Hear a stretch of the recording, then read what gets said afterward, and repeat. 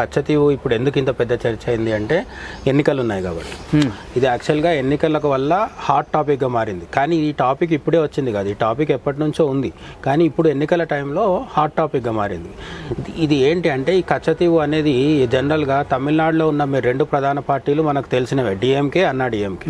ఈ డిఎంకే అన్నా డిఎంకే ఎప్పుడు కూడా శ్రీలంక వాళ్ళు ఈ కచ్చతీవు అనే దీవి దగ్గర పోగానే తమిళ జాలర్లని అరెస్ట్ చేస్తున్నారు, వాళ్ళ నావీ మన వాళ్ళ బోట్స్ ధ్వంసం చేస్తుంది, పడవల్ని ధ్వంసం చేస్తుంది, ఇటువంటి రకరకాల ఆరోపణలు చేస్తూ జయలలితనైతే కోర్టుకు కూడా వెళ్ళింది. జయలలిత ముఖ్యమంత్రిగా ఉన్నప్పుడు సుప్రీంకోర్టుకు వెళ్ళింది. ఏమని అంటే ఈ కచ్చతీవుని శ్రీలంకకి ఇచ్చేస్తూ భారతదేశం చేసిన అగ్రిమెంట్ ఏదైతే ఉందో అది చెల్లుబాటు అయ్యేది కాదు, చట్ట విరుద్ధము, చట్ట వ్యతిరేకం అని చెప్పి దాన్ని రద్దు చేయాలి అంటూ జయలలిత సుప్రీంకోర్టుకు కూడా వెళ్ళింది.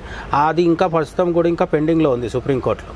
అయితే ఈ కచ్చతీవు అనే దీవి దగ్గరికి శ్రీలంక మన తమిళనాడు జాలర్లు వెళ్ళగానే